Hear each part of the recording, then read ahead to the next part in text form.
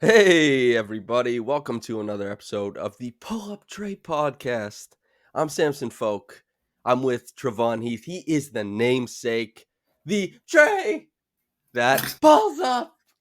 And this, a very special, our first ever, like Christmas episode, Yeah, holidays episode, whatever. We're doing a mailbag. We're answering listener and viewer questions. And so, whether it's Christmas for you, whether it's just happy holidays, whether this is just another day, we're here bringing the podcast to you. Trafon, how you doing? We're I'm at your place in like T minus 24 hours having brunch. Black Christmas is on. it, Christmas is my favorite day of the year. You have football, you So have good. food, you have family. Like it's the perfect day. And now that I know I get to add my white co-host to this crazy life that I have, it's the most anticipated Christmas ever. Every Wow. year, me and my wife, we go through the gifts and we decide who has the worst gift. And this year, you are going to judge who gave the worst gift. And if you don't pick me, that will be a level of betrayal I can't accept. Wow. Okay. Okay. Noted. You need the reaction pod on gifts. It seems. Finally, I'm back in the saddle. Yeah. Um. Yeah. Christmas is my. You didn't mention basketball, by the way, for Christmas. Did football Beyonce, completely take it over? Beyonce. Beyonce, brother, That's Beyonce, funny. Lamar Jackson. True. Yeah, I'll be perfectly fine if we're watching football at your place. But yeah, Christmas is also my favorite. Usually it involves me being back in Saskatchewan with my family. We all hang out the whole day. You open presents, you do Christmas, all that kind of stuff. But also, basketball is on the whole day. Just basketball games stacked on top of one another. It's so great. I love, I love this season. But I don't love winter. Don't let S get it twisted. like Oh, and subscribe. yes, Like and yes, subscribe. We did it, yes. man. And comment all the stuff that helps the show. Thank you. But you were gonna say something. I feel like this is like one of the weaker like NBA Christmas slates we've had. Like a lot of the really good teams this year aren't playing tomorrow. No Like thunder, which is weird. You know, yeah, no Thunder, no Cavs, no Memphis. What's the best game tomorrow? I guess it's. Let me actually look at the slate. Wolves Mavericks should be pretty good. Yes.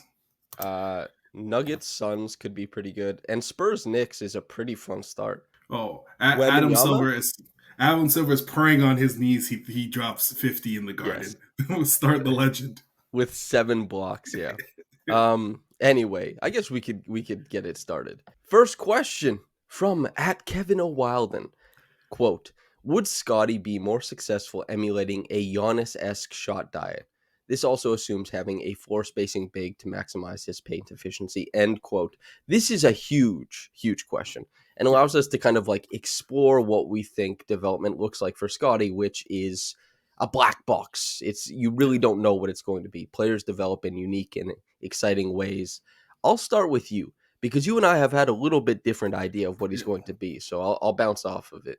If you're looking at like Giannis in the concept of like should he play inside out more often, 1,000% yes. Like you saw it yesterday. Even though he was taking jump shots, him being closer to the paint just makes him more dangerous as a passer. Teams have to help if he's posting them. He's stronger than most guys. It just puts the team in like more advantageous like situations. I think like where I've mostly differ is like I see touch and ability like within the mid range. Also, I think like with Scottie, he's a long limb guy, kind of stiff hips. He doesn't necessarily have the same burst and obviously length that a Giannis does. So he's not going to get into the paint as often as Giannis does. Also, so I think for those times where he gets walled off or he's facing a larger guy like Aaron Gordon who can take those bumps from Scottie. That's far and in between, but a good counter for him will be utilizing his touch, becoming a master in the mid range to some degree, so that the floor opens up. I honestly don't think a floor spacing big makes much of a difference. I think like obviously that opens up more lanes, but like that archetype in the NBA really doesn't exist. There's like two or three guys that realistically like require help from three. That's like Cats, Porzingis. I Even think Brooke that Lopez aged out of it already. yeah, Like he had it that for 3 years, 4 years, but it's gone now. I think it kind of stops with those two to some degree. I I think Scotty's a really good pick and roll player, and if he's has a guy that's also dangerous, like and you can weaponize going to the rim, or even Jakob Pertl, who's like floater is the one of the best shots. It's I think that opens up his passing a lot more, and I probably want someone that dances around him in the paint than necessarily leaving the floor wide open. I think, Scotty, it's it's not that he can, I think, emulate Giannis. Yeah. Because as you mentioned, like they have different bodies. Giannis is dunks everything, has longer strides, gets lower, has like a longer, quicker first step, and there's just more bend to him in that way. And Scotty has different types of strengths because of his upright style of dribbling and Mhm. going downhill. He's a better down, like a way, way better downhill playmaker than Giannis is and will ever be. I also think he has better touch on the inside than Giannis as well. You pointed to getting deeper made his jumpers obviously better. I still don't like, and obviously to me, the ankle is probably still in an awkward spot. And like Yeah. I've been asked this many different times, but you can get cleared medically before your brain trusts the ankle again, before you get back to playing that physical bashing style. His drives per game were creeping higher before he got injured, before he sprained that ankle, which was good. But I think it's 30 of his last 35 shots he's taken have been jumpers. That's like Yeah. if he wasn't dealing with what he's been dealing with, that would be completely inappropriate for his strength, his style of play. Yeah. But as he currently stands, you probably have to assume like something's going on here. Like he's not currently very comfortable with what he's trying to do. As far as like being a post hub, those stiff hips you brought up, usually the guys who are really good in the post do not have stiff hips because it's Yeah. about being able to Those move so quickly off your pivot and like change where guys are pressing on you. And that is the one play type that he hasn't been able to like dominate yet in his career. He's had good isolation years, he's had good pick and roll years, he's had like unique play types that have worked, but the thing that is the most dependable for me is for him to play make straight up, looking at a defense that has to move, looking at his offensive players that are cutting. It just seems to me that the most important thing for Scotty isn't a pick and pop big. mhm. It isn't the stretch big man. It isn't Yeah. the Giannis of it all. It's that he needs Grady. He needs Emmanuel quickly. He needs guards to set screens for him so that teams really have to be more considerate about switches. And he needs to, if they are going to switch or if they're going to load up at the point of attack, be able to trigger to shooters very quickly. That's that's what made him the 80th or 85th percentile pick and roll ball handler last year, was that he got to play so much of those actions. And it obviously helped him a lot that he got to work off of Pascal Siakam, who brought a lot of attention. Scotty's number one thing he did when he came into the league and why he surprised so many people in his rookie year was that he's a good play finisher. With the Mhm. Raptors currently right now, he doesn't get to play finish that often. And you're seeing this big dip in efficiency. You're seeing a dip in scoring, which relative to usage, maybe a lot of people didn't see that coming, right? He scored more last year than he's currently scoring this year. This kind of stuff manifests because he's not being put in strong enough positions to succeed. He either needs to like start developing his handle at a higher rate, get a crazy pull up triple, or he needs to be surrounded by better players who help accentuate the best things in his game. And that will come at some point, and hopefully when the team, I mean, finally gets healthy. But like Giannis is not, I don't think he's the comp. Yeah. I don't even know what the comp would be for Scotty. But for me, the comp is less jumpers, more But drives. But he needs his teammates and the skill sets on the floor to help elevate his ability to drive. Because he has never been a guy who just like breaks guys down at the point of attack. Although he did have that nice like hezzy hand hover against Precious. He missed the mid mhm. range pull up, but Yeah. like he's working on stuff. But as far as like the top end, not Giannis esque. I think Scotty is like a multivariate player. Like I would love if he is a guy who dips his hands into a bunch of different play types and is a great play finisher and maybe works on screencraft over the course of his career and also gets to run a bunch of those big small pick and rolls. Like that's how I see him. And that's not necessarily Giannis's best bag. He's like one of the more unique players in the league because like At one point, I thought like the comp was probably more like Domantas Sabonis, where he's operating as like a post mid hub. He'll be able to drive straight forward. But I feel January like 16th, 2023. You watched them play the Pacers and you thought the same thing. I did too. oh Yeah. yeah, when they just didn't step up on anything he did, and Yep. he exploited that defense with his passing like such a high rate. But I think he has probably more juice to like actually face up than Sabonis does. So I don't think it necessarily stops there. I think for him it's a lot of the times where he's getting walled off and stopped at the rim, it leads to him passing the ball out and then resetting and restarting. What he needs to develop is what's that counter when he does get stopped, or does, like you said, like his handle get to a point where his point where he's getting stopped is maybe 4 foot 5 feet from the rim, where then he can then pass to like a rolling big, a guard like Grady popping out, things like that help like put defenses in real situations. Um, I think right now he's probably like a victim of the Raptors being in this position and being within a rebuild. A lot of the possessions that he would have gotten, like if Pascal still would have been here, similar to what RJ would be getting, coming off of curve drives, being a play finisher, second side pick and roll action. And I think he's going to be able to do that stuff in a really high level. I think when you look back at this season, this would more of the season where he's trying a lot of stuff, and as the team develops and gets a lot better, they're going to build. Either the players are going to get better, or they're going to trade and acquire players that work around his skill set. And Yeah. so I wouldn't be really worried about efficiency. Yeah, honestly, and another thing too is that Scotty, so much of his creation comes from strength, being Yeah. like a big burly bastard who people have like he scored so many points off of shorting the pick and roll last year as a screener, like creating the seal, Jakob flashes, you make a back cut, like all those high-low actions that he ran with Pascal, where they just want either one of them to get the edge, seal, catch high, finish at the bucket. Like it's harder to create with strength with a live dribble. And Scotty does such a good job of like gleaning advantages by being a beast everywhere else on the floor. And there's currently not enough guys typically to draw that attention so that he can just like slip in and seal against guys and steal like 8 points a game on 4 or 5 shooting because it's so efficient. And it's like, oh yeah, you were worried about the point of attack. You let a 6'6" guy guard Scottie Barnes and he died in the paint. Like Yeah.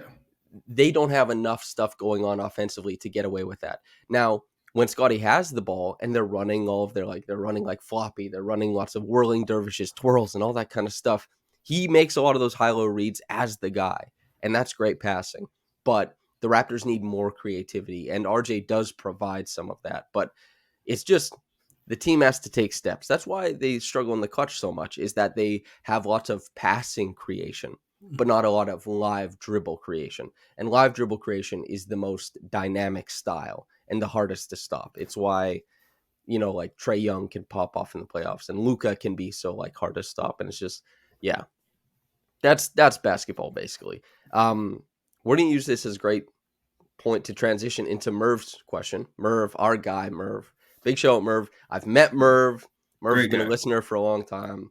Big shout out, Merv. Quote, why does this iteration of the Raptors seem so careless with the basketball? End quote.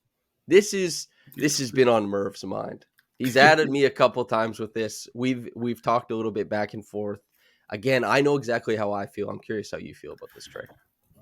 This is like a byproduct of the system. Like if you're one of the great people that listen to like Darko's like synergy about basketball when they signed him, like a lot of his teams are high in turnover rate just simply because of the fact that they pass the ball so much, and there's a lot of actions working off of each other that lead to turnovers. The Raptors have a high assist rate because of that, and also a high turnover rate, like because of those situations. And I think that will get better. And obviously, like with time, they have a lot of young players, and like those situations, especially like within like those clutch situations, probably led to the Raptors losing a lot of those close games. But I don't necessarily consider it a bad thing because the Raptors like generate such easy shots for players that would have a very difficult time creating for themselves. Yeah. It's this is kind of like when I was looking yesterday and I saw that Fred VanVleet is still like beloved, he's been considered a top 20 player by catch-all statistics forever. And he's shooting 39% from the floor. Like, you just, Yeah. and every other game you look, he's like 3 of 11, 5 of 13. But it's because Fred helps you dominate the turnover battle. And it really does go into this like idea that a turnover is like a missed shot is a turnover in some sense. Yeah. And it's actually like if you have a dead ball turnover, that's better than missing a shot because a missed shot is a live ball and you're going up the other way. Like there's a bunch of that basketball mechanic stuff that's going on. But the thing is, you got to be able to shoot the basketball. And the Yeah. Raptors, you got to be able to risk things. The Raptors are not dominant enough anywhere on the floor to try and gamify the possession battle. They go and get it on the offensive glass. They play good transition defense. They do their work there. But as far as offensively, they have to throw high risk passes.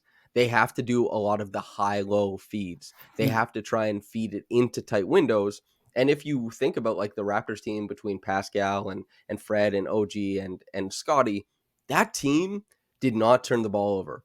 They also had the highest rate of isolation in the NBA. They also had the like second or third fewest passes in the NBA. As Merv points out, though, this team is, even in that construct of a team that Yeah. has to make riskier passes, the more you pass, the more you turn the ball over. Darko said as much. This is something that's studied in the NBA. It's true. You pass the ball more, you turn the ball over. That's why teams Yeah. in the clutch don't pass as often, for what it's worth. That's why you need dynamic live ball creators. But this team is Grady Dick, is Scottie Barnes, is RJ Barrett, is a bunch of like Jamal Shead even. It's a bunch of guys who are like trying to get used to roles that are new for them. Stardom in Scottie's case, like first option / second option looks in RJ's case. Grady, if a guy bumps him out on a pick and roll, it's been a turnover like 60% of the time. Like he gets bumped, he goes, and just tries to throw the ball back across it. I think I've seen 6 turnovers just on that this year. So, and there's also like misconnections between like Kelly Olynyk and Jakob Poeltl with back cutters, whether it's Chris Boucher or Ochai Agbaji or anybody. It's like they constantly have to use the pass to create advantages, which means they lean on it harder, which means they have to be more in tune with it. Sometimes they are, and it works good, and they get a streak of 25 plus assists, whatever. But sometimes they're throwing the ball away. There's a little bit of carelessness, but this young team, they started Yeah. their youngest starting 5 ever, however many days ago. And to you, what you said about like the podcast that Darko did about installing an offensive system, he did that with Chris Oliver at Basketball Immersion. I will be doing a presentation on the Raptors offense on Basketball Immersion at some point in January, I think. So Can you Darko and coach? I, same podcast. Yes. Eventually, that means Darko and I, same podcast. He's coming on Pull Up Tre at some point, man. We got to get him in here. Any So other thoughts on passing and being careless? I wouldn't look at it like it's obviously a negative point, but like if you look at teams that run similar systems, like Prime Spurs, Prime Wars, they're always towards the top in turnover rate, and still we're like fairly good. I think there's just a modicum of like the Raptors need better players, and as they get Yeah, better players, it's gonna be fine. that is so much of how I've reacted to what's gone good or bad for the Raptors is that their team is not super good, No, you know? And every time people get upset and I understand there's definitely been things that Darko has done that I'm like, damn, but again, Darko's smarter than me and all the fans, but I still critique coaches, so I'm going to critique, but like sometimes I see things and I'm like, damn, I wouldn't have done that. That doesn't make a yeah, ton of sense to me. However, I think people expect Darko to like turn this team into a winner. yeah, No, this team is not a winner. This team does not have that. And yeah, coaching can take you a lot of places. It can accentuate things, but it can't just make a loser into a winner. And this Raptors team, they're not good enough. They're not healthy enough. You yeah, can't just make you you can't just make teams good if you like, I've got the perfect idea. It's yeah. kind of like Just that thing, it's like pickup artists who are like, if you say the exact right thing to a woman, she'll actually like you. No, boom. no, Yeah. what you say Doesn't matter. There's no line. You're like, oh, I thought about it for the perfect amount of time, and now she likes me. Nope. No, No. she. There's like you either have it or you don't sometimes. Like But yeah, it's just like yesterday. You're watching like the Knicks bench just ransack Jameson Battle and company. You're like, we're just not good enough. You have Grady Dick guarding OG Anunoby, who literally is like pounding him every possession. he dunked all over him. He did this as soon as he got hit. His soul left his body, and it's like one of those things where like the Raptors are getting the snot kicked out of them, but like this is a good team versus a very bad team, and they have to get healthy. Like I think if Emmanuel Quickly was healthy, we would have close to 30 games now. We're like, this team has a future. We have an idea. We can build around this, or we need to make adjustments. You don't even have that as a notion. So, like, getting in the second half is going to be super important to like figuring out like the direction of the franchise. And on top of that, too, is like we watched very good Cavs teams routinely struggle with the Raptors when the Raptors had OG Anunoby and Pascal Siakam and Scottie Barnes. Why? Because the Raptors just mashed them at the wing spot, the forward spot, repeatedly. OG dominated those games front to back. And this Knicks team, it wasn't Isaac Okoro, but it was Grady Dick versus OG Anunoby. That's a tough scene, dude. The Raptors currently don't really have like a wing defender. Scottie can be that, for parts of the game, but if it's not Scottie, who is it? And if Scottie's there, who's in that sweeper spot? You know what I mean? Mobo can step in, but then who's not the sweeper? It's just like you either have to be running like this switch everything schematic, which the Raptors can do 4 times on the floor, and that's why Jonathan Mobo has had really good stretches. But like the Raptors just aren't really equipped to look at every team and just be like, we've got it. We'll just do the exact right thing. It's like Grady was in front of OG, and OG just put him into the stanchion. And that was Grady doing the right thing. And then Grady was doing the wrong thing, and he was just getting like crossed by Jalen Brunson. It's just like sometimes you don't win. But again, I know coaches are always a really hot topic, but as you said, knowing what the team is, we have a really good, interesting question from producer Esfandiar Berhini. Much love to S in this holiday season. Of course, we say this to him, personally, but on the podcast, sure, why not? Merry Christmas, boss. Exactly. Quote, if presented with the opportunity, would y'all cash in and trade for a star to pair with Scottie or just keep rebuilding? Of course to this, or end quote. Of course to this, I said, give us a list of stars to consider because there are some stars. I mean, yes, but what's realistic? The list of stars, and there's some good ones here. De'Aaron Fox, Devin Booker, Trae Young, Zach LaVine. I don't know why he's there. Zion Williamson, Tyrese Halliburton, LaMelo Ball. Also, Lauri Markkanen. Anybody there tickle a fancy? Is there anything? Like the most obvious one is like the Raptors really need a point guard. Like De'Aaron Fox, I would trade for, and I wouldn't think twice about it, to be honest. Wait, let's just trudge this out a little bit because that's being talked about in the ether. But I'm again, sources. But what is your package? Like, what's your steal package? In an ideal situation, you don't want to give as many picks as possible. I think I would trade Quickly and RJ in order to save on picks. I would probably trade both of them for 2 picks. De'Aaron Fox is going to acquire a lot. That's interesting. So you're basically doing kind of the OG trade, but like the Knicks package roughly for De'Aaron Fox. Is OG worth what De'Aaron Fox is? Is that how he's perceived? I think OG is close, probably. I think he's close. It's probably going to matter on the picks and like the protection. Like if it's 2 picks, like 2028, 2029, that's probably not going to tickle their fancy. They probably have to be closer.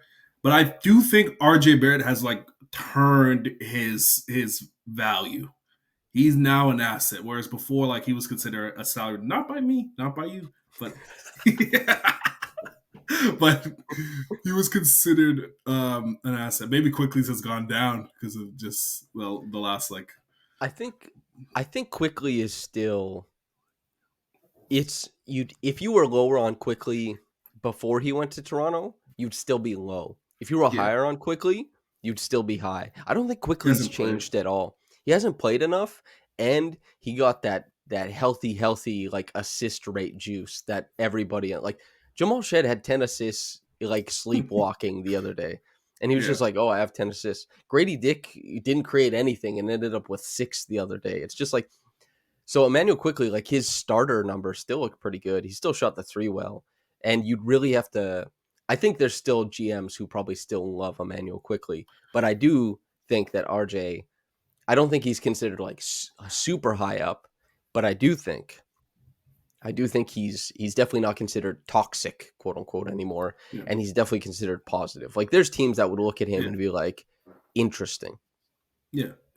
So I would trade both of them in order to like save on some of the young guys. Like if you were to swap out one, I'd be willing to give up Jacoby also just in order to preserve Grady. De'Aaron Fox is 127. He's going to be 27, I think, in a few days. He is the dribble penetrator that the Raptors have needed for such a long time, and he is able to do that within the mid range.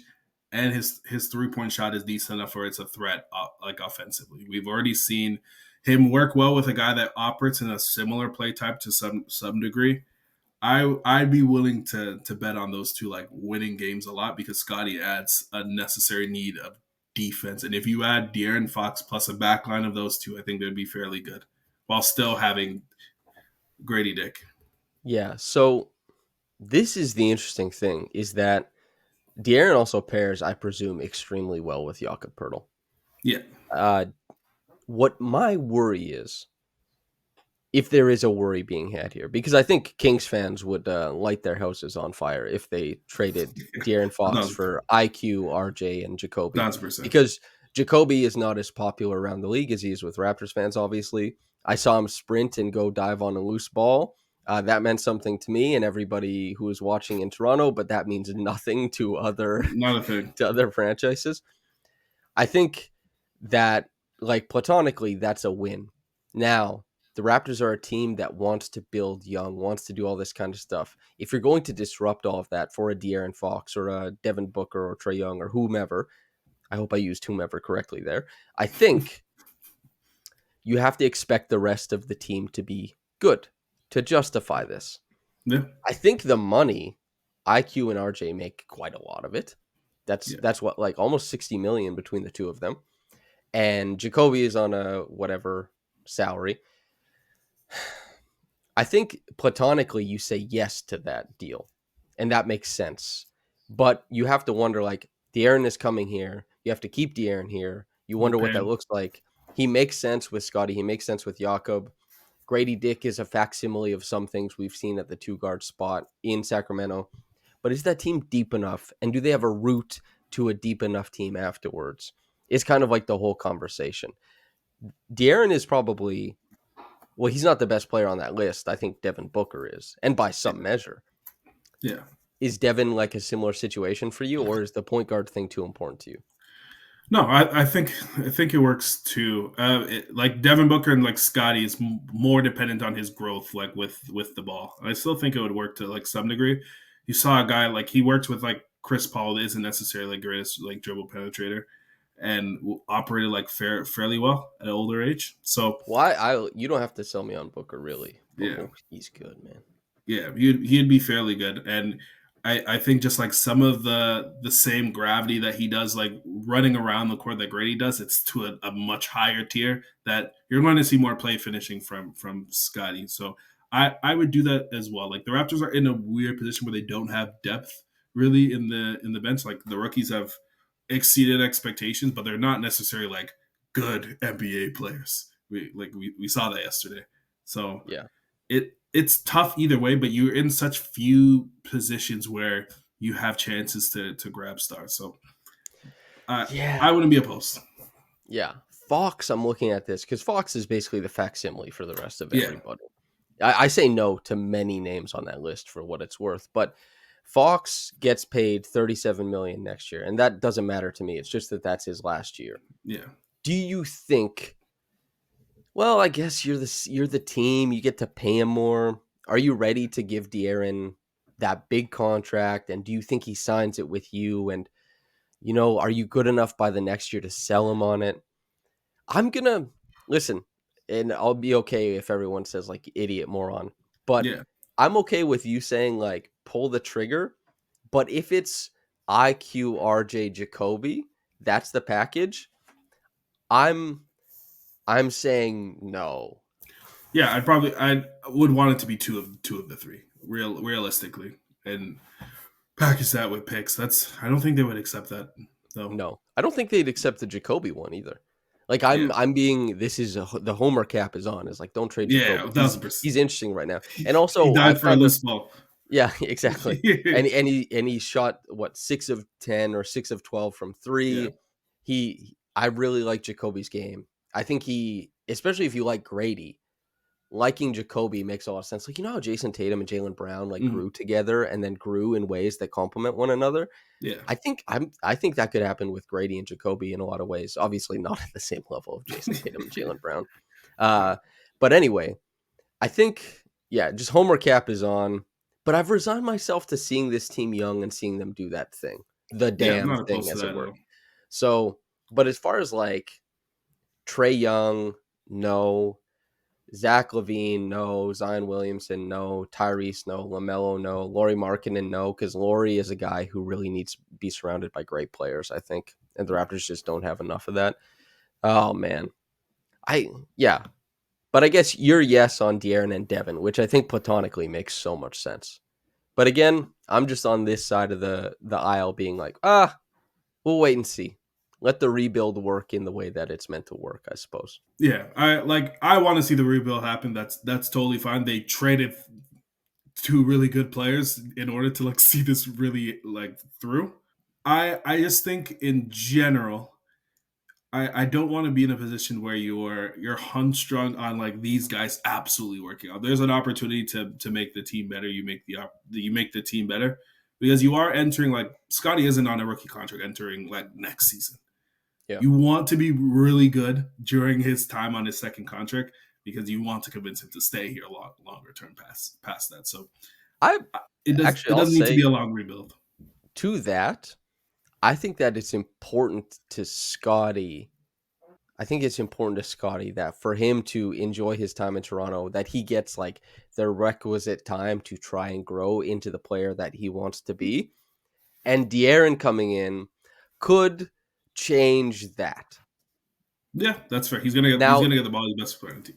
yeah, of course. So like there's some political stuff there, of course, but yeah, that's kind of where I'm at on that. From Ochai Latte. If you and Trey had a Santa competition, 12 hours to deliver as many houses as possible, gifts to them, but you have to enter through the chimney, who would win? I'm getting washed. Yeah, Can't yeah, yeah. run. Yeah. Not I can do. Did you know in climbing, there's a type Yeah, of climb called chimneying where you go up and you like like this. yeah, yeah, yeah. It's called chimneying. I've I've been climbing. It's not a tall people's game. It's No. not a larger people's game at all. Like I'm getting washed into it. there's this thing about climbing where it's like if you're tall you can reach other things, but being tall introduces mechanical problems because it's like Yeah, exactly how like a lever works, right? It's like the point of leverage on your body is like the longer your limbs are, the more stress it places on this small part of your body, the fingers. So if you're shorter, the leverage position is closer, meaning it requires less strength to do things. And if you're really long like Trey, when we go climbing, you see how much strength it would take, like ungodly strength, to keep himself on the wall because his body exists so far out from it. It's just the stress positions on the hands. It's not friendly. Now, would it be an advantage if you were just ungodly strong, if you were tall? Yes. But yeah, it's really tough to get to that point. The shorter you are, the more compact, the easier all the moves. And I'm shorter than Tre by some measure, and I'm winning. I'm whooping that ass, man. I'm Santa. Welcome to Santa Land. I'm in the Christmas onesie. Yeah, that one feels pretty easy. Okay, now it goes without saying for many people by this time, but hey, this podcast sponsored by Sober Carpenter. Let me tell you about them. Craft beer reimagined this year. Sober Carpenter, and it's almost the end of the year, by the way. So they celebrate 5 years of brewing award-winning non-alcoholic craft beer. From hoppy IPAs to rich Irish Reds, they've got the flavor without the buzz. I said I was going to cut out my buzz joke last week, and I forgot to, and I was embarrassed about it. You can find Sober Carpenter at Sobeys, Loblaws, Whole Foods, Metro, Farm Boy, or get it delivered straight to your door at sobercarpenter.com. You can find it in the description. If you're listening via podcast, just go to the article on the website. Cheers to 5 years of staying true to the craft. Sober Carpenter, crafted for those who sip differently. Yes, Tre, I'm having eggnog when I go to your house tomorrow. I'm suckling back that eggnog, man. I'm slamming the eggnog. But also, I'm going to find a little time for the Sober Carpenter apple cider. The Christmas apple cider. That's for me. Thank you very much to Sober Carpenter. Trevon, speaking of Christmas time with you, Kara asks, do you need us to start a GoFundMe to pay the Christmas dinner fee that Tre is charging you? I do. Yes. It's getting more and more expensive. He learned that my family had a coat of arms and he doubled the price. You heard that joke yesterday. My barrier for jokes is so low. Don't say that, because somebody told me that. Yeah. Like, I was like, yeah, Tre and I, we laugh all the time. And they're like, well, he laughs at everything. And I was like, shut the fuck up. I was like, what's wrong with you, dude? Yeah. Relax. Chill out. What are you most looking forward to? I know we talked about Christmas a little bit, but and me rating best or worst present. Worst present. What is the worst present to this point? Like, what's the worst present you've ever gotten? Yeah, put them on blast. Let's hear it. Let me ruin my union. Oh, I got the wrong 2K year one time. Really? Yeah. She just didn't know, like, it's a Wait, year ahead. How old was it? No, it was just a year behind. I think it was like 2K like 19 in 2019 for Christmas, but 2020 obviously is the one that was current. Okay, that's not that bad. I'm trying to. You want to hear my worst present? Good. Awesome worst present. So, and this isn't a Christmas present, but this is my birthday, my 8th birthday. I get a bike, a new bike. Only I'm a small kid. I grew late in life. This bike is too big for me. It doesn't go back and get a smaller one. They just give the new bike to my brother and give me his old bike. So for my birthday, my brother got a new bike. Yeah, that's fire. That's pretty. I like telling that story around my mom. She hates it. I think the worst gift I've given was for my wife. I was having like a super hard time like figuring out what to find.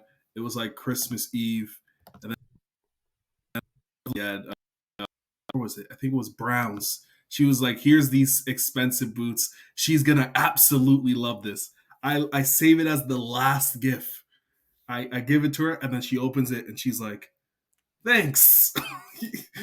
And then I at the end of Christmas, family leaves everything. I was like, "You hated that gift, didn't you?" She's like, "These are the ugliest boots I've ever seen." And I was like, "Damn, this is just a waste of time."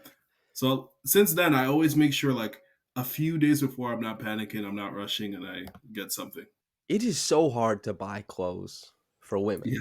Yes. And the thing, because if like this onesie, it's not entirely, yes, I'm wearing a onesie, but it's not entirely hard to picture what this might look like. But women's clothes comes in so many different like shapes and sizes. They wear a lot of different things.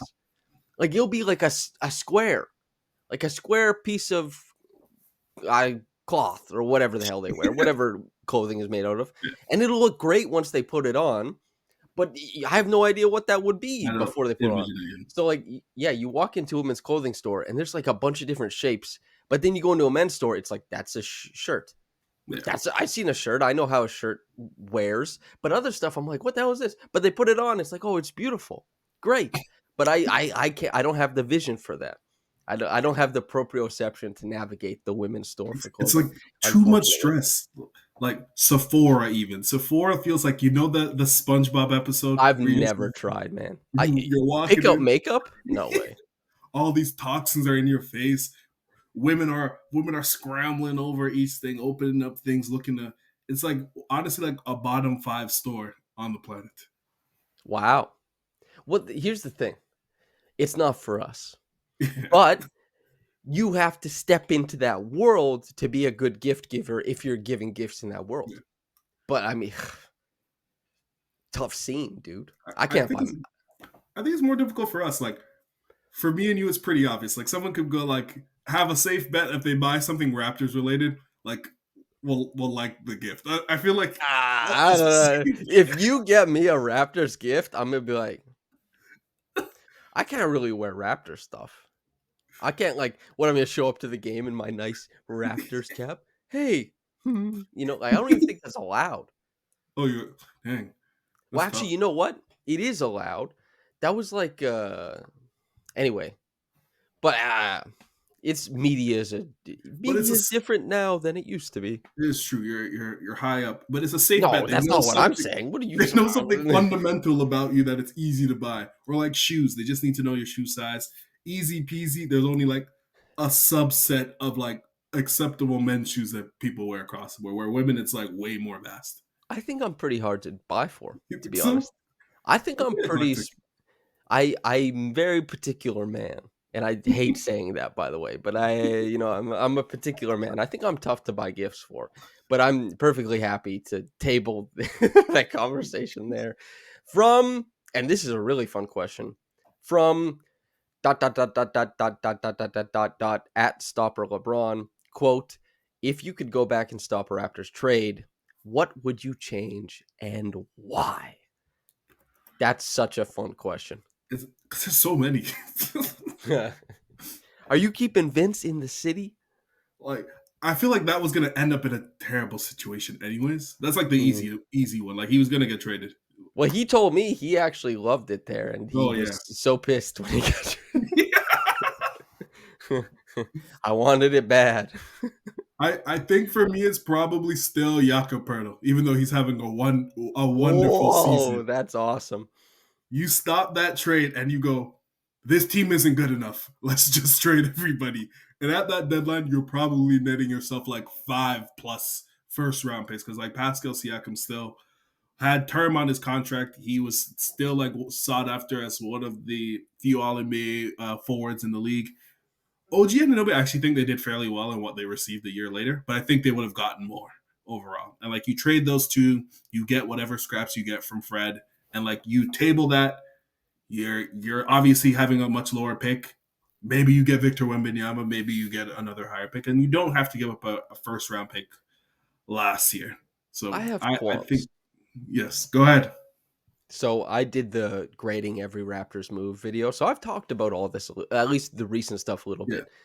This, and it's the same thing with the tanking where I'm not anti that. I'm just curious where the like self-assuredness comes from.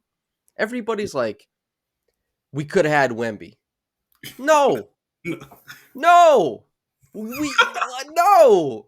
It wasn't gonna happen, man. Like, come on. I know. Like, it's like, oh, you get a chance. They wouldn't have got Wemby. Now, if people say a higher pick, agreed. But I think it's just like you don't just get to be like, we traded for Pirtle and then we, no Wemby. It's like there was never Wemby, man. It was never gonna happen that way. However, like I understand the logic, and I was there. 3 a.m. I recorded a video because I think the trade happened at like 2:11 a.m. yeah. Eastern time, and I sat there in front of my computer and I said, I don't think they're a good enough team to justify this. Who'd have thunk they were not a good enough team to justify it? Now, The extension they signed or this contract they signed him to, perfectly good. Yeah, it's Good. fine. He's been great. He's been good. But I'll tell you what, when I did that video, a lot of the people in the comments thought I think I gave that trade like a C plus. And I was kind of weighing like, well, into the future, all that kind of stuff. Like he's been good. But a lot of people came on the other side like, no, it's worse than that. So you being like, no, Walt in the van, no, like don't do that. I think that makes sense. I'm trying to think of a farther back trade. You know what I mean? Like, is there a version of the Raptors where Iman Shumpert, J.R. Smith, and a first round pick eventually lead the Raptors to a championship? Does New York get a chip if they get Kyle Lowry? I'm wondering, like, you go far enough back. What was the trade? Yeah, and people was like, "Oh, we let Hassan Whiteside go." Man, everything is a blink in the past. Yeah, You know? something like a super. I guess maybe Jermaine O'Neal. They traded a pick for Jermaine O'Neal and went to Twin Towers. Yeah, yeah. The trade I don't. sucked. They'd like wreck the Raptors. Yeah, Sean Marion. Sean Marion went. I'm really trying to think. Like, what is the worst trade that was made by this team? Oh, I have it. Gary Trent Jr. is never a Raptor. Norman Powell stays on that team. I'll hold the L there. Yeah, that's L on me. You were like, hell yeah, I, get him out of my city. I was pro trade norm just because the contract was going to be enormous. I thought they were going to net a first rounder though. Well, actually, you know what? Pro trade norm isn't a bad stance. It's fine. Yeah, Gary Trent Jr. and the estimation of who he would become was wrong. yeah, And and of course with hindsight, you get to be like, this was definitely not true. You and myself, obviously, as we kind of covered and looked at, the early seasons of Gary, even when he was scoring a lot, it's just like it's not as good as Norm. He was never as good as Norm over the course of the contract, and they made a similar amount of money. Norm is worth his money this year. If it's his yeah. fourth year on his deal, that is the trade I'm going back on. Just keep Norm in house. All good. Yeah, they're significantly better too. It's just like that was like just one of the things, just like that chipped away at the core of the team. Is just like consistent L's on trades, and like they had so many years of Masai identifying someone and him being much better and much higher in value than like perceived league wide. And like Gary was like just a miss, like overall. Who did they like win a trade on without draft picks? You know what I mean? Because I Without feel like graphics. their identification of players in trades, I don't think they took a guy and then he ended up popping off. Like Lou Williams came on Mhm. the contract his last year Yeah, after he tore his ACL or his Achilles. I don't remember. He had come back and he had a great year. Won six man of the year, but that isn't like identifying a young player. Serge had more to give, was on a better team, was much that was better. I was gonna say. Yeah. Yeah, yeah. That's a great trade. He ended up being like much better than Terrence in over the course of it, but there was also additional stuff with Serge or traded for Serge.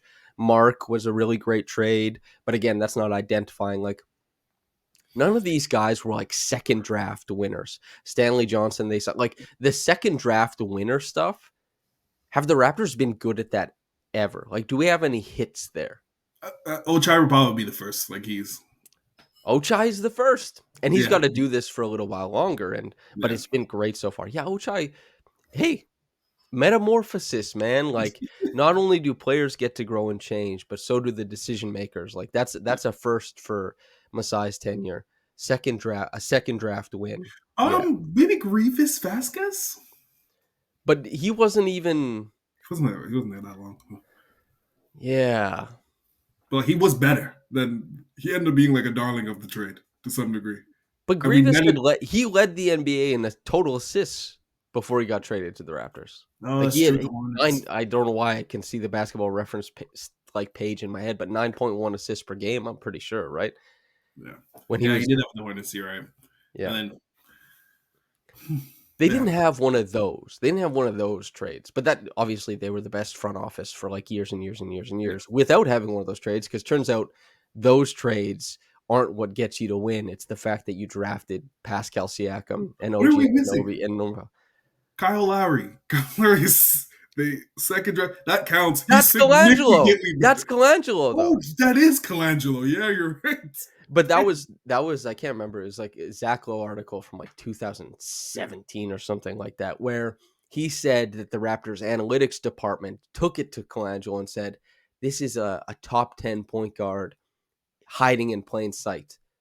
And damn, he was. Yeah, he And was. even more than that, he was a top 5 point guard from like over his Raptors tenure. And you could probably argue, and I know how you are, but like you could probably argue Kyle into like maybe top 3 over the course of his Raptors tenure, a top 3 point guard in the NBA during that time.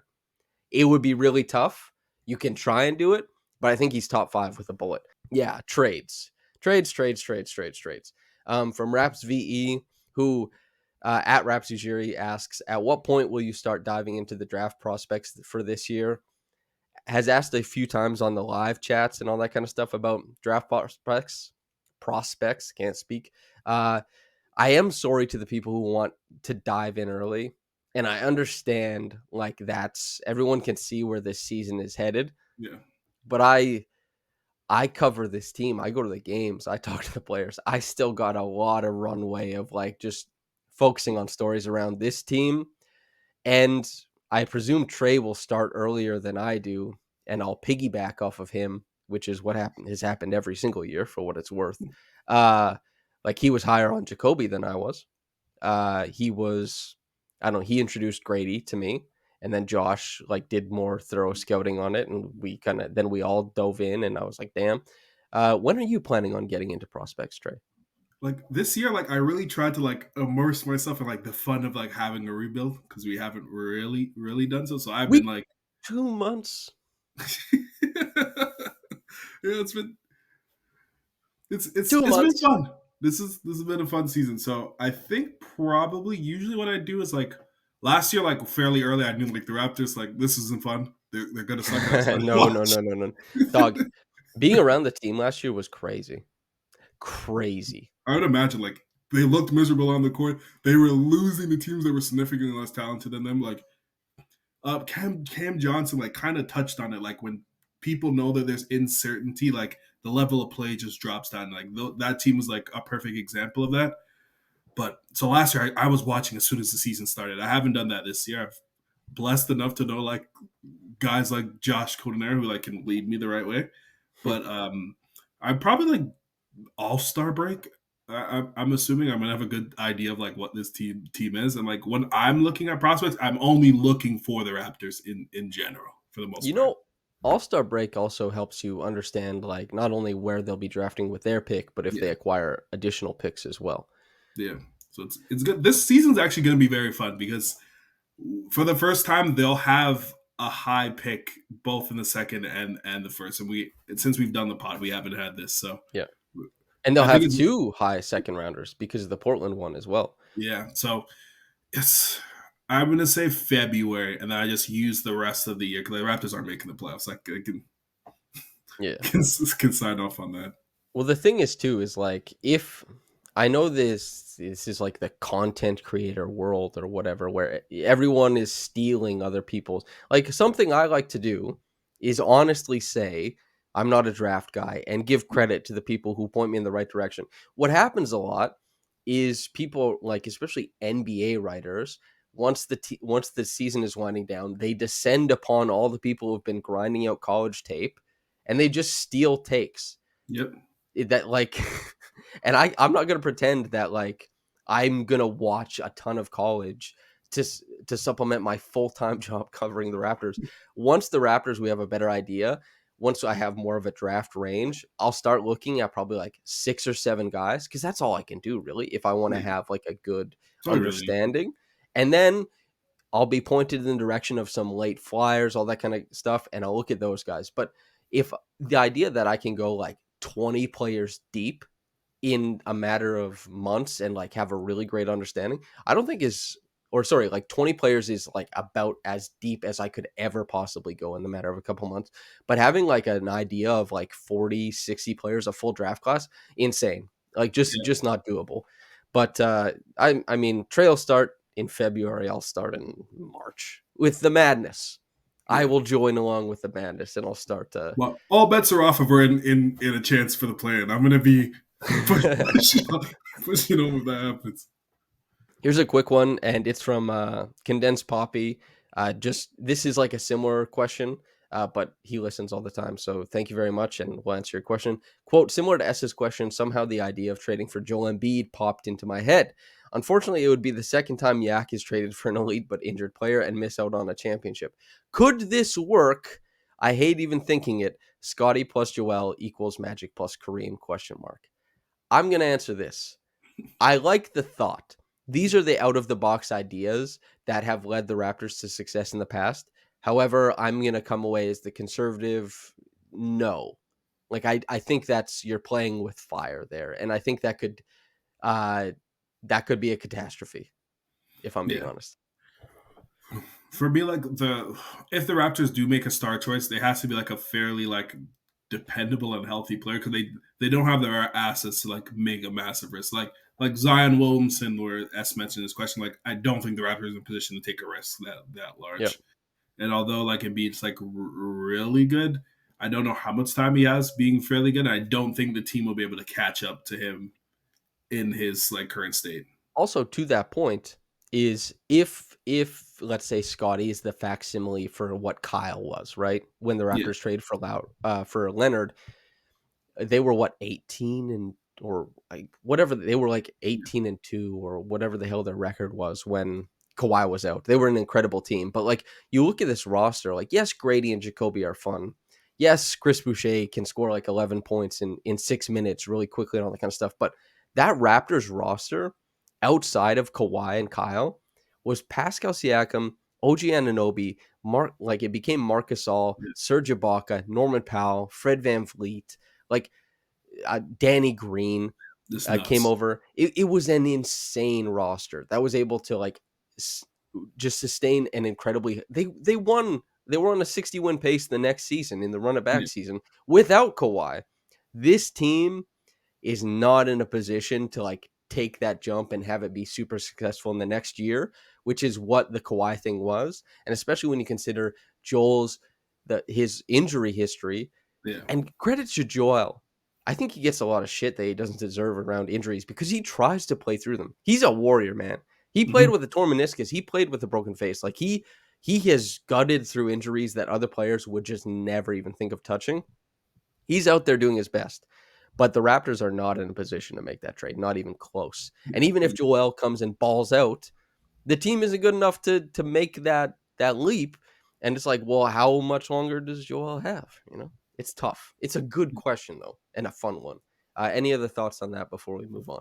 No, that's like pretty straightforward. Like if the Raptors are trading for a star, you want them age wise to match up at least somewhat similarly with Scotty and have them grow together. Yeah. And if they are older, it's going to be a healthy older. Yeah, you know, and like a very stable, you know, type of situation. From Jonathan Phillips, quote, with the eventual return of IQ looming, whose role out of the starters do you anticipate will shift the most to accommodate and how? End quote. I have a really good idea about this. As we all know, or if you're being introduced to this, hi, I do a lot of the analysis on Raptors plays and stuff like that. Grady has been the IQ facsimile on yeah, so many things. The spot that IQ is in plays, Grady substituted right in there. And we saw it when IQ came back. Grady immediately started preoccupying other spots on the floor, got way less shots. yeah, And since IQ did overhaul the offense to some degree and overhauls it in a way that is not like Scotty peppering the ball around to different places, uh, I think Grady is the one who sees the biggest change yeah. because IQ does not get to subjugate Scotty to like, hey, this is IQ ball. Scotty's going to be like, brother, like give me the ball. He doesn't get to do that to RJ either, really, but he does do that to the other players. So IQ coming back, Grady seems like the guy who he has to shift the most. And how it's just he's IQ is running some more pick and rolls that he doesn't pass out of as often. He's also running a lot of the off-ball actions that Grady was running, and Grady will be put in the corner more often. That is my thoughts, Trey. How about you? Yeah, pretty much the same. Like IQ's going to have the ball a lot more. They do need like his off ball gravity like to aid into that. Like I think just like minute wise, like obviously Grady's going to be seeing less shots, but even if he like dipped further, when IQ even when Bruce is back, I wonder how much Jacoby's actually going to play. I think he's warranted more minutes and played more, but I I just like think he's earned it. I He's played well. that's what I'm saying. I think it is at the point. You look at the season, you look at the like Bruce is not moving the needle on his quote trade value or That, whatever. that breaks my soul. But it's true, Yeah. it's true. Give Jacoby those minutes, man. Mm. Like Bruce, if Bruce is playing, it's got to come at somebody else's expense. Yeah. And you don't want it to be at Ochai's. So it's like, okay, are the Chris Boucher minutes, maybe Bruce minutes? You make a choice there, but like, or maybe Jacoby loses 3 and, maybe another guy loses 3. It has to be like that. But yeah, Bruce, I don't want him to completely shake up the depth chart. I think especially when you look at the point of the season we're in, Yeah, it's tough. he's realistically only going to have a month to change his trade value, which is tough. He would have to like It's not be happening, man. blistering from three. I'm No, even 45% from three then. for 30 days, please. Let's say Bruce Brown comes back. Yeah. He's playing awesome basketball. He's averaging like 13 points, 5 rebounds, 3.5 assists, and he's shooting 45% on 3.5 attempts per game. Nobody cares. Dude, this guy was hitting pull-up triples in the finals and won, Yeah. and people don't care. Like, I don't think he's changing. I don't think he's changing the trade value. It doesn't mean I don't like Bruce or his game. Like Bruce can play on Yeah, a of course. finals team. Still, he can. But everybody knows that, and everybody has known that. And still people are like, maybe we'll wait on this one. But I'd love to see them get something back. But yeah. From Dindus, quote, how many guys on this squad do you project to be starters on a team that contends in the playoffs? In my opinion, the only surefire starter long term is Scottie, end quote. That's a good one. Yeah. It's a depressing one, maybe, potentially, but it's a good one.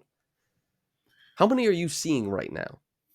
Like surefire, it's only Scottie. I think that's still reigns Let me true. ask you a question. If you labeled Grady as an untouchable, Yes. you have to have him as a surefire playoff starter, don't you? Surefire is like bullet. I'm thinking the gun is to my head. The bullet's about to launch.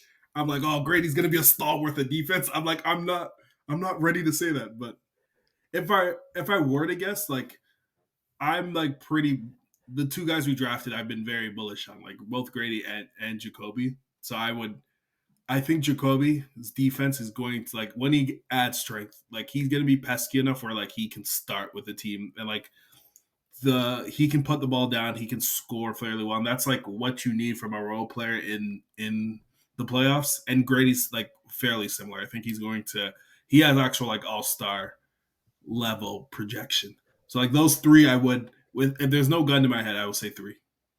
This gun. So Pat Connaughton started, on a It's finals team, didn't he? Or he's been like a starter on like these deep yeah, run teams. It's tough because it really depends who your best player is. And 100%. if Scottie, if Scottie is that guy, if Scottie is all NBA and not third team, but is getting into that second team, first team bump, then like way more guys get to be a starter on a contending team because those guys are just the rising tide that lifts all boats.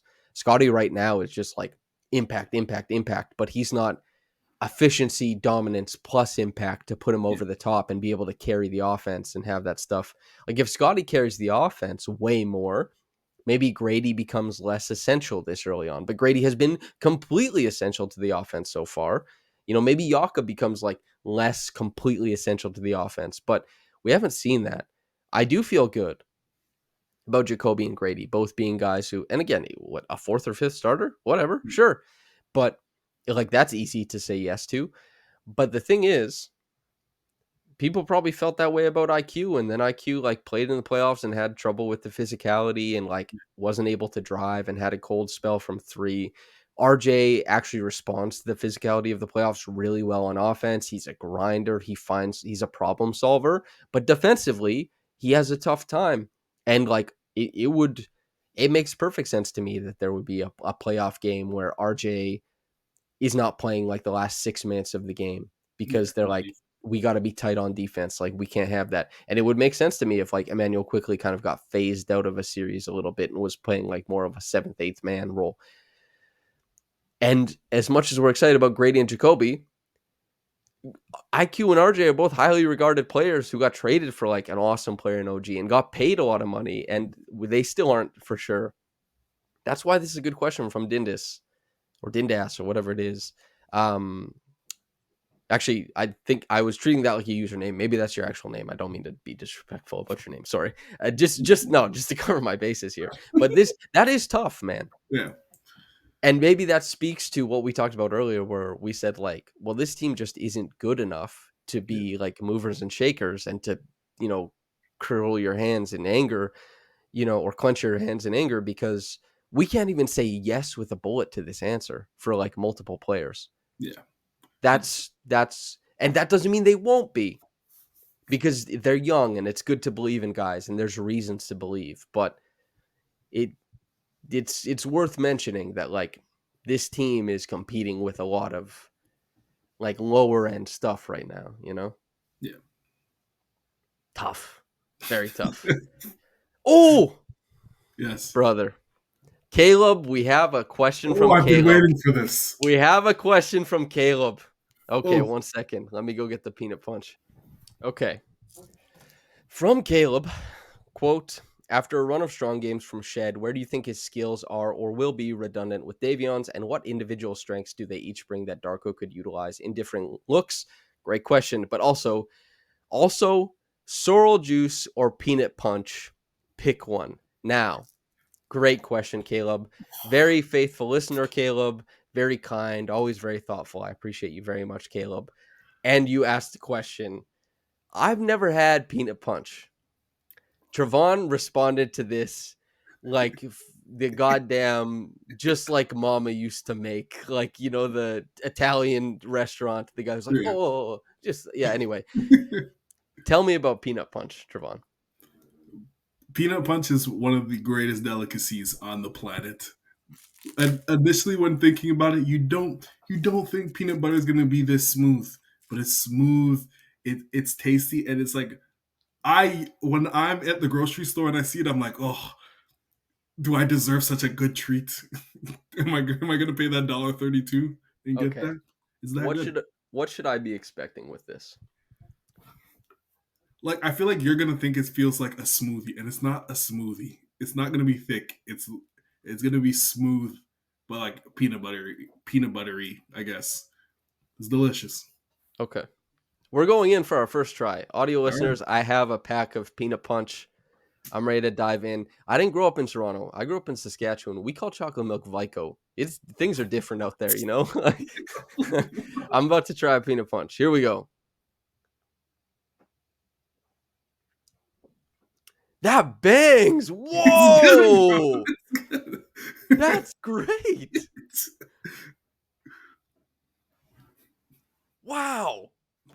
Yeah. Yeah. Why you ain't put me on this earlier?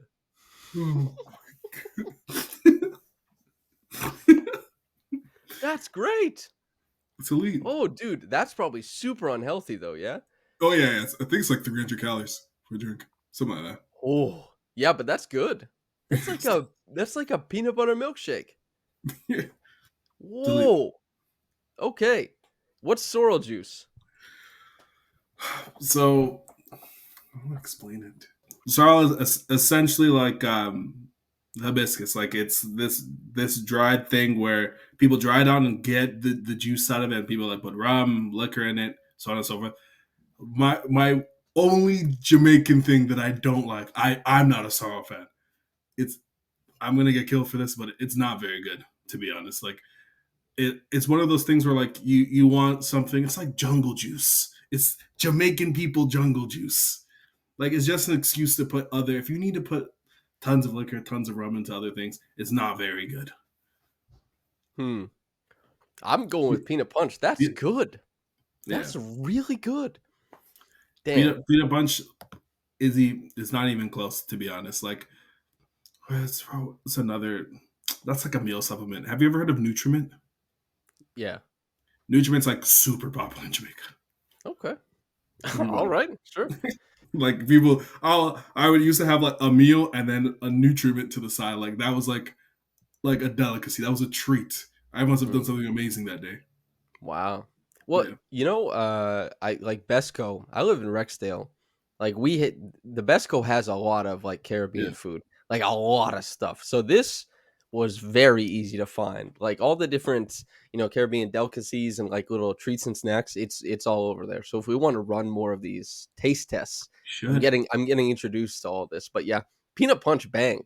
Uh a strong run of games from Shed, certainly. I Yeah, think Shed his last two games like the fourth quarter of 40 was fun, but I actually think the 11-point 10 assist game was not only numbers, but the process was super strong. And of course, like whether threes go in or not for Jamal is the huge swing so far, especially since it allows him to play off ball because on ball I know he looks point guardy, but he's not creating that much. Like he's not that dangerous with a live dribble, although he had a couple really nice drives last game. Um, I think that his skills are redundant with Davion's in that they both are like limited offensive guards, and some of yeah, that hangs around, the 3-point shot. I think that Davion is a better pick and roll passer. He has better pace in the pick and roll, but I think that Jamal is more aggressive. And I think that's transformative and speaks to like how that could change going forward. Uh, what individual strengths do they each bring that Darko could utilize in different looks? I mean, what Davion brings is just much better defense than Jamal at this yeah, point. Davion really is one of the best on-ball defenders in the league, and as far as guarding guards, he's got to be top 3. That's a really unique aspect of a game to have. It's just offensively, he's looked really out of sorts. He loses a lot when he doesn't have Jakob there anymore, and he's had a lot of trouble playing next to Scottie Barnes.